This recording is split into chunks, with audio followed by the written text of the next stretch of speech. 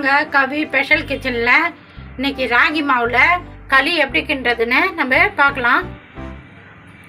நான் ஒரு கப்பு மாவு எடுத்துருக்கிறேன். ராகி மாவு கடையில் வாங்கின மாவு தான். ஒரு ஏனத்தில் போட்டுக்கலாம். ஒரு கப்பு மாவுக்கு ஒரு கப்பு தண்ணி ஊற்றிக்கலாம். எந்த கப்பில் மாவு எடுக்கிறோமோ அந்த கப்பில் தான் தண்ணி அளவு எடுக்கணும். நம்ம கரைச்சிக்கலாம், கட்டி முட்டி இல்லாத. ராகி மாவு நம்ம கரைச்சாச்சு. இப்போ போயிட்டு நம்ம ராகி களி கிண்டிக்கலாம். அடுப்பத்தை வச்சு ஒரு பாத்திரம் வச்சாச்சு. நம்ம எந்த கப்பில் மாவு எடுத்தோமோ அந்த கப்பில் 2.5 கப்பு தண்ணி ஊற்றணும். அந்த மாவுக்கு நம்ம ஒரு கப்பு தண்ணி ஊற்றி மாவு கரைச்சாச்சு. இப்போ 1.5 கப்பு ஊற்றிக்கலாம். அதில் நான் 1.5 கப்பு இதில் ஊற்றுறேன். இதுக்கு தேவையானாலும் உப்பு போட்டுக்கலாம். நல்லா தண்ணி கொதி வரட்டும். தண்ணி நல்லா கொதி வந்துடுச்சு. நம்ம ராகி மாவு கரைச்சி வச்சுருந்தோம், ஊற்றி கிண்டிக்கலாம். தண்ணி கொதி வந்துட்ட பிறகு தான் ஊற்றணும்.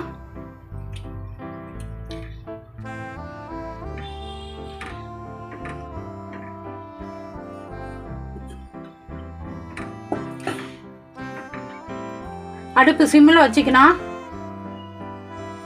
தீ கம்மியாக இருந்தால் தான் மாவுலலாம் வேகும். நம்ம வச்ச தண்ணி கரெக்டாக இருக்கும். அதுக்கு கை விடாமல் கிண்டணும், அடி பிடிச்சிக்கும். நம்ம களி கிண்டணும். களி ரெடி ஆகி போச்சு. நல்லா வெந்துடுச்சு பாருங்க. இது செய்யறதுக்கு ஒரு 5 நிமிஷம் தான் ஆகும். ரொம்ப நேரம்லாம் லேட் ஆகாது. நல்லா இப்படி திரண்டு வரணும். பக்கத்தில் தண்ணி வச்சுக்கலாம். தண்ணி வச்சுன்னு கையை நினச்சின்னு கொஞ்சமாக எடுத்து இப்படி உருட்டி பார்த்தீங்கன்னா கையில் ஒட்டாது. மாவு வெந்துச்சுன்னு அர்த்தம். களி ரெடி ஆச்சு. இப்போ நம்ம இறக்கலாம். ராகி களி கிண்ணோம். அதுக்கு சூப்பராக ஒரு கருவாட்டு குழம்பு ஒன்று நம்ம ரெடி பண்ணிக்கலாம். கருவாட்டு குழம்பு தாளிக்க நான் அடுப்பில் ஒரு கடாயை வச்சுக்கிறேன். நல்லெண்ணெய் ஒரு 100 மில்லி ஊற்றிக்கலாம். கருவாட்டு குழம்பு நல்லெண்ணெயில் தான் தாளிக்கணும். அப்போ தான் நல்லாயிருக்கும்.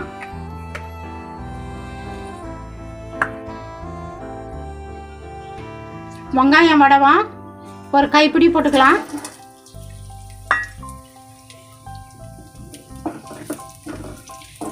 வெங்காயம் வடை வந்தால் நீங்கள் போட்டுக்கலாம். இல்லைனா கடையிலே கிடைக்கிது வடவும்.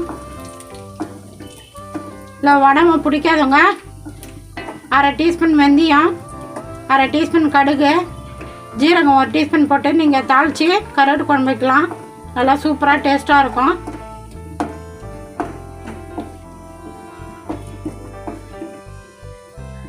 நல்லா பொரிஞ்சிட்ட பிறகு சின்ன வெங்காயம் 100 கிராமு கட் பண்ணி வச்சுக்கிறேன். சின்ன வெங்காயம் போட்டுக்கலாம். சின்ன வெங்காயம் ஒரு கண்ணாடி பதம் வரட்டும். வெங்காயம் ஒரு கண்ணாடி பதம் வந்துச்சு. மஞ்சள் பொடி ஒரு 1/2 டீஸ்பூன் போட்டுக்கலாம்.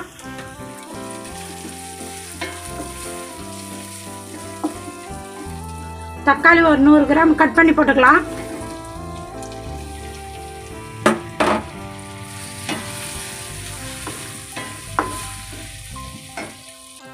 ஒரு 10 பூண்டு பல்லு கல்லில் தட்டி போட்டுக்கலாம். கல் இல்லாதவங்க நீங்கள் அம்மியில் கூட தட்டி போட்டுக்கலாம். தட்டி போட்டால் தான் நல்லா வாசனையாக இருக்கும். ஒரு கைப்பிடி கருவேப்பிலை போட்டுக்கலாம்.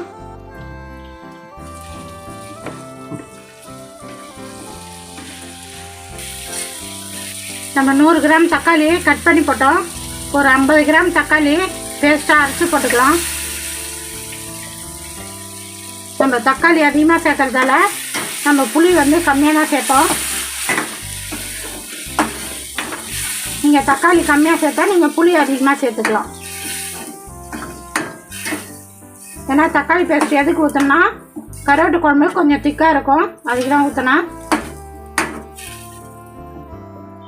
நல்லா டேஸ்ட்டாகவும் இருக்கும். தக்காளி பேஸ்ட்டு போட்டு நம்ம செஞ்சால் கருவாட்டு குழம்பு நீங்கள் செஞ்சு பாருங்கள் ஒரு முறை. இந்த மாதிரி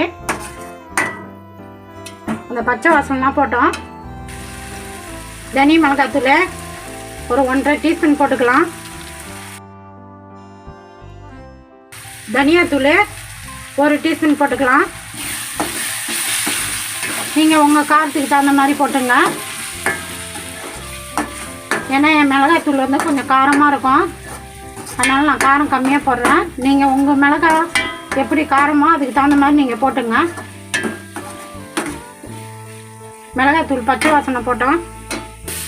மிளகாய்த்தூள் பச்சை வாசனைலாம் போயிடுச்சு.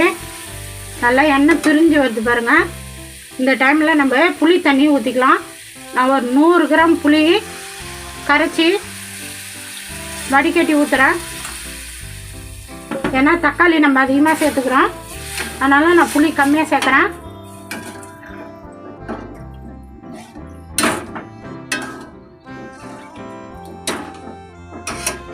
நம்ம பேஸ்ட் அரைச்ச மிக்ஸி கழுவி நம்மளுக்கு தேவையான தண்ணி ஊற்றிக்கலாம் குழம்புக்கு.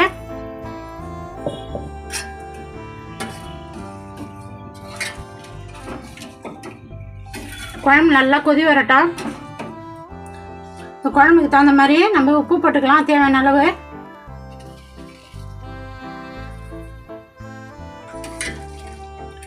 குழம்பு சூப்பராக நல்லா கொதி வந்துச்சு, நல்லா திக்காமல் ஆகிப்போச்சு.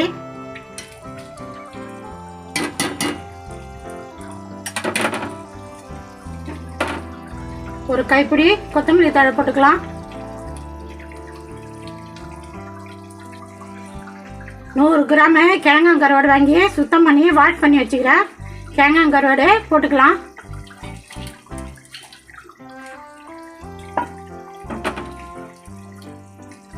கருவாடு போட்டு ரொம்ப நேரம் குழம்பு அடுப்பில் வச்சிடக்கூடாது, கருவாடுலாம் உடஞ்சிரும். ஒரு 3 நிமிஷம் இருந்தால் போதும். கருவாடு போட்டு ஒரு 3 நிமிஷம் ஆயிடுச்சு. மெதுவாக தான் நம்ம கிளறி விடணும். நல்லா கலக்கி சூப்பராக நம்ம கிழங்காங்கருவாடு குழம்பு வச்சாச்சு, ரெடி ஆகி போச்சு. நம்ம இறக்கிடலாம். களி ஆற வச்சோம், நல்லா ஆறிடுச்சு. கையில் தண்ணி தொட்டுக்கலாம். தண்ணி தொட்டு நல்லா உண்டை பிடிச்சிக்கலாம். நம்ம களி செஞ்சோம், அழகாக உண்டை பிடிச்சி சாப்பிட்றதுக்கு ரெடி ஆகி போச்சு. களியில் கொஞ்சோண்டு குழி பறிச்சு எண்ணெய்லாம் ஊற்றிக்கலாம். சர்க்கரை, நாட்டு சர்க்கரை, முருங்கைக்கீரை பொரியல், கருவாட்டு குழம்பு ஊற்றி சாப்பிட்டா சூப்பராக இருக்கும். களி முருங்கைக்கீரை பொரியல் தொட்டுன்னு சாப்பிட்டாலும் சூப்பராக இருக்கும். நல்லெண்ணெய் ஊற்றி நாட்டு சக்கரை தொட்டுக்கணும், இல்லை வெல்லம் தொட்டுக்கின்னு கறிப்பட்டி தொட்டுக்கின்னு சாப்பிட்டிங்கன்னா சூப்பராக இருக்கும். குழந்தைங்களுக்கெல்லாம் வந்து நம்ம வெல்லம் தொட்டோ இல்லை கறிப்பட்டி தொட்டோ நம்ம ஊட்டி விடலாம், நல்லா சூப்பராக இருக்கும். நான் எப்படி செஞ்சேன்னா அந்தமாரி செஞ்சு பார்த்துட்டு எப்படி இதுன்னு சொல்லுங்கள். எனக்கு சப்போர்ட் பண்ணுங்கள். இந்த வீடியோ பிடிச்சிருந்தா லைக் பண்ணுங்கள், ஷேர் பண்ணுங்கள், சப்ஸ்கிரைப் பண்ணுங்கள்.